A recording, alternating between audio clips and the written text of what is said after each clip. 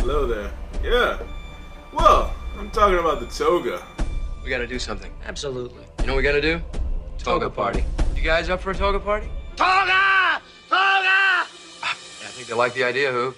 The toga was only worn by free Roman citizens, and it was sometimes worn on the naked body. Can you believe that? Naked. Basically, the toga was a large blanket. It covered your whole body, you know. And there was a tunic. Well, they changed it to a tunic afterwards. They realized the naked thing wasn't really good, so they changed it to a tunic. But there were still some families, you know, who were traditional and cultural, so they changed it. They still went naked. Yep, naked. The toga was about 5 meters long. Well, that's the longest. It was usually like 2.5 to 5 meters long, and it was boys of like reasonably wealthy families that wore it, you know. Oh, they would wear it usually around their 16th birthday. As undergarments, Romans would wear a simply loincloth knotted on each side. This garment appeared to have several names. The most probable explanation for this is that they varied in shape. They were the subligura, obligatus, compare, victim, and chachas. Roman footwear showed little distinction between male and female. One usually wore sandals tied around the ankle with thin strips of leather. There are 3 main types of traditional: the kaki, the traditional sandal, and then the slipper. There were, of course, other types of footwear. The scolponeia was a wooden clog worn only by poor people. During the 3rd century BC, many Greek barbers moved to Rome and opened barber shops. It was seen as very fashionable for young men to keep a small, well-groomed beard called a barbula. As for hairstyles, they tended all to keep their haircuts short. Roman women wore far more elaborate hairstyles than men. Hairpieces, wigs, hair lotions, and dyes were all known to the Romans. In fact, blonde hair was a sought-after commodity. Women's dress.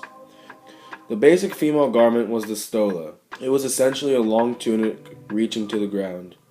Silk clothing was available to the rich, but was solely used for female vestments. As for men, it was deemed utterly effeminate until the late Empire. Cloaks and other overgarments were used to protect against bad weather. A variety are known, at times worn over the toga itself, but more often replacing it. The pallium was worn over the tunic or the toga, hence possibly an outdoor vestment of the wealthy. Poor wore cheaper, dull, dark ones. The penula was a very simple type of cloak. It was put on by simply pulling one's head through the central hole and was normally fitted with a hood. The most basic Roman garment of clothing would be the tunic. This would just be like what they would put on before going outside. Generally, the male tunic would reach right around the knees, and the woman's tunic would generally be longer. If it ever got cold, the Romans would sometimes wear more than one tunic, maybe 2 or 3. Emperor Augustus, the first emperor of Rome, would be known to wear sometimes 4 tunics. That's a lot of tunics.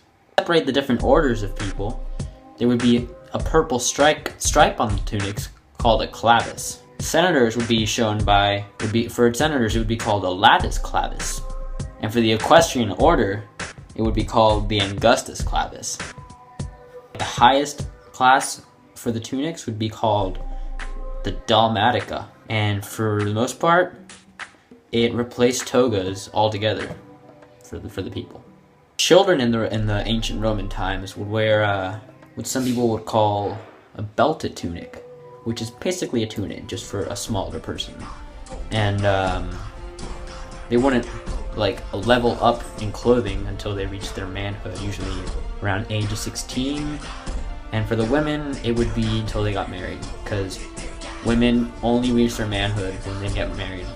Also, I'm in the tub.